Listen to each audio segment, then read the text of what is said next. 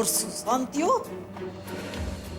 खबर नहीं क्या मुहूर्त में मैं એને મદદ કરવાનું નક્કી કર્યું પનોતી બેહી ગયો એમ લાગે છે નહીતર આમ અચાનક ઓદા કોપાયમાન થાય રાઘવ અને રાહુલે ભેગા મળીને કિંજલ ને સુશાંત ને પરણાવવાનું જે કાવતરું કર્યું હતું ને એ ગુના બદલ તમને આ સજા કરવામાં આવે છે અરે પણ ઓદા ચૂપ ભવાની વાવ કોઈ વાટકી વ્યવહાર થશે નહીં કોઈ તમારા ઘરનો ઉમરો ઓળખશે નહીં તમને આજથી અત્યારથી જ દાંત બાર કરવામાં આવે છે કિંજલડી નખો દિયાણ આટલા ધજાગરા કર્યા પછી કેવું માથું ઊંચકીને ફરે છે અને આય મારા કાનુડાને પોલીસ ગોતતી ફરે છે તમે રાહુલના મમ્મી છો?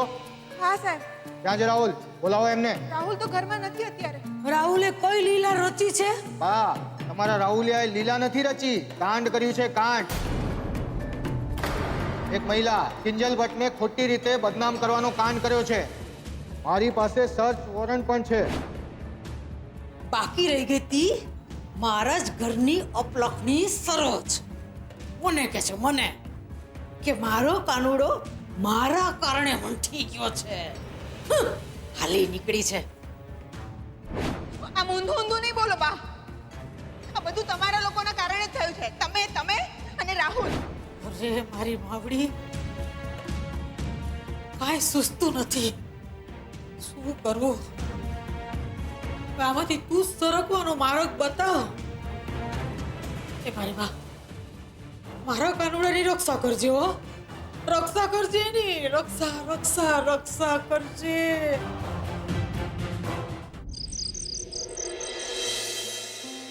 આજે ઘણા દિવસો પછી એવું બન્યું છે કે મારે મારા મનની અંદર ચાલતી દુવિધા કે વિડંબણા કાગળ પર નથી ઉતારવાની, પણ મારે તો મારા મનની ધબકતી અલગારી ક્ષણોને વહેતી કરવાની છે.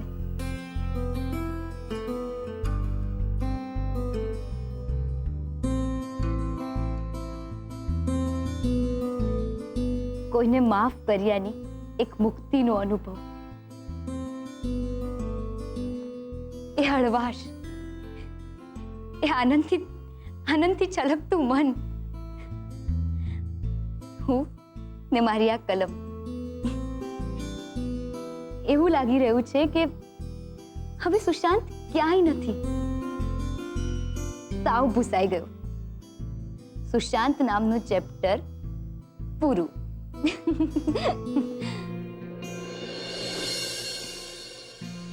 તો પછી ખબર નહીં કેમ હું ઉત્કર્ષ માટે આવું કેમ નથી કહી શકતી કે ચેપ્ટર પૂરું. એ પણ તો મારી માફી માંગવા આવ્યો તો ને.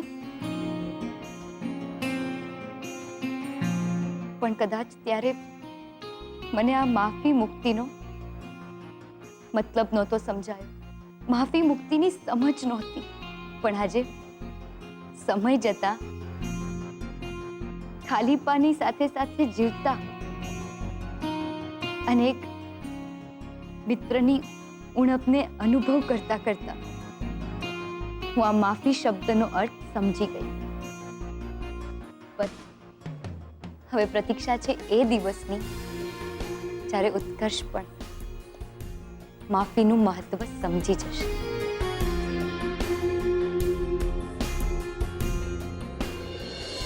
માફી, હવે માફી શબ્દથી ક્યાં કોઈ ફરક પડવાનો છે જ્યારે વાત આટલી બધી આગળ નીકળી ગઈ છે. અત્યારના લેટેસ્ટ સમાચાર એ છે કે કિંજલ ફરીથી બચી ગઈ છે. અરે ઉભાડ, અરે હજી આનો ફોન લાગતો નથી. ભગવાન જાણે કયા જન્મનો બદલો લઈ રહ્યો છે આ નાલાયક.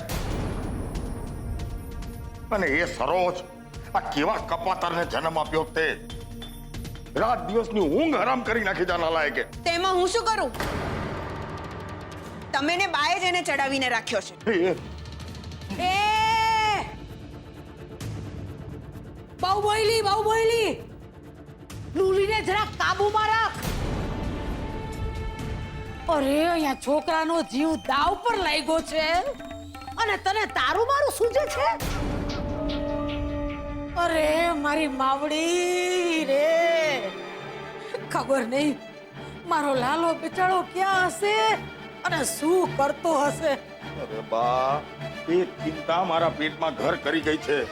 આ ભગવાન જાણે ક્યાં લપાઈને બેઠો છે. આ હાય હાય, ક્યાંક પોલીસના હાથે તો નહીં લાગી ગયો હોય ને? સરોજ, તને શું લાગે છે તારો દીકરો એટલો ભોળો છે કે આટલી સહેલાઈથી પોલીસના હાથમાં આવી જશે? ભગવાન જાણે કયા દોસ્તારને ત્યાં લપાઈને બેઠો છે. ના, મને નથી લાગતું એવું કાંઈ હોય. અને હું તો કહું છું, પોલીસના હાથે લાગી જાય ને એ જ સારું. જેટલા દિવસ ખરાબ સંગતથી દૂર રહે એટલું જ સારું. બાકી કરેલા કર્મો તો ભોગવવા જ પડે. સરોજ, અમારા બે હાથ ને આ ત્રીજું માથું, તમારા આ કર્મનું જ્ઞાન છે ને બંધ કરો. અને એ બને ત્યાં સુધી જ્ઞાન છે ને તારા મોઢાના ગોખલામાં જ રાખ. અને સરોજ ગૌરી, હવે તમારી આજ્ઞા હોય તો હું જઈને આપણા સપૂતને ગોતી આવું. હો? એ આજ્ઞાવાળી નાટક બંધ કરને રગલા. અરે જા જઈને મારા કાનુડાને શોધી આવ પૈસા. એટલે હું એને સમજાવું કે બેટા ઝેરના પારખા ન હોય દીકરા. જા. બા, ઓ મારી બા, આ બધું જ્ઞાન અત્યારે આપવાનો સમય નથી. આ ઘરની બહાર પોલીસ બાદ નજરે બેઠી છે, કાપીને બેઠી છે કે જેવો રાહુલ આવ્યો નથી કે પકડ્યો નથી એને. લા, પોલીસ આવશે તો આ બાયણેથી જ આવશે ને. હા, જરાય ચિંતા ન કરતો, રાહુલિયાને પાટલા બાયણેથી ટળકાવી દેશું. બા, આ બધું બારોબાર પતી જાય ને એમાં જ ભલમન થાય છે. અને સાંભળો, તમે લોકો ઘરમાં છો ને, તો જાગતા રહેજો. રાહુલ આવે તો મને તરત ફોન કરજો, હું જઈને શોધી આવું એને. જલ્દી જા. અને રાહુલિયો નહીં આવે ને ત્યાં સુધી હું તો જાગતી જ બેઠી છું ભાઈ સાહેબ. સારું બા, તો તમે જાગી રહ્યા છો ને, તો પછી હું જઈને સૂઈ જાઉં, કારણ કે મને બહુ ઊંઘ આવી રહી છે. લે બોલો, એલી કઈ માટીની ઘડાયેલી છો તું? પોતાના દીકરાની નથી પડી. બોલો. અરે હું આ પડખા બદલતી હતી તો અહીં આવીને ગુડાણી. અને તારે હવે પલંગ માપવા જાવો છે? જા જા ઘોરા, અને સપના જો ઉતા ઉતા જા. બા, ખુલ્લી આંખે ખોટી વ્યક્તિઓને સાથ આપવા કરતા બંધ આંખે સપના જોવા સારા.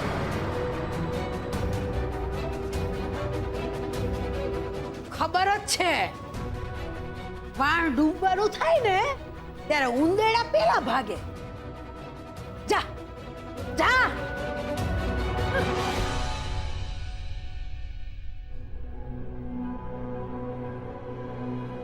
હે ભગવાન, મને માફ કરી દેજો. મેં મારી રીતે આ લોકોને સુધારવાના બનતા પ્રયત્ન કરી લીધા, પણ જો એમને સુધરવું જ ના હોય તો પછી ભલે સોટી વાગે ચમ ચમ, વિદ્યા આવે ધમ ધમ. રે ઉંદેડી, પાછી વાંકા ચોટી ગઈ. જા તારા દરમાં જઈને ભરાઈ જા. જા.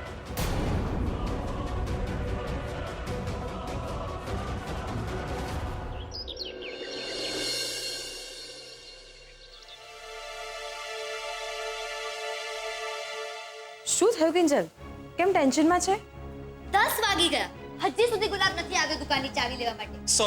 સોરી કિંજલબેન, ખબર નહીં, આજે મારી આંખ જ ના ખુલી. 9:30 થઈ ગયા અને મને ખબર જ ના પડી. એમ તો ખબર પાડ. ધંધામાં હું આવી કોઈ પણ બેદરકારી નહીં ચલાવી લઉં, સમજો? હશે હવે કિંજલ, ક્યારેક ક્યારેક આવી રીતે 19-20 થઈ જાય. ગુલાબ, ચાવી ત્યાં પડી છે, લઈ લેજા. જરાય નહીં. ધંધામાં 19-20 થઈ જાય એટલે શું? અને મોઢો પડ્યો એટલે શું? હા, ઊંઘ આવી ગઈ હતી, ભાઈ સાહેબને ઊંઘ આવી ગઈ હતી. કહી દઉં છું, ધંધામાં બેદરકારી નહીં ચાલે, સમજો? કિંજલ, શું થઈ જાય છે તને અચાનકથી?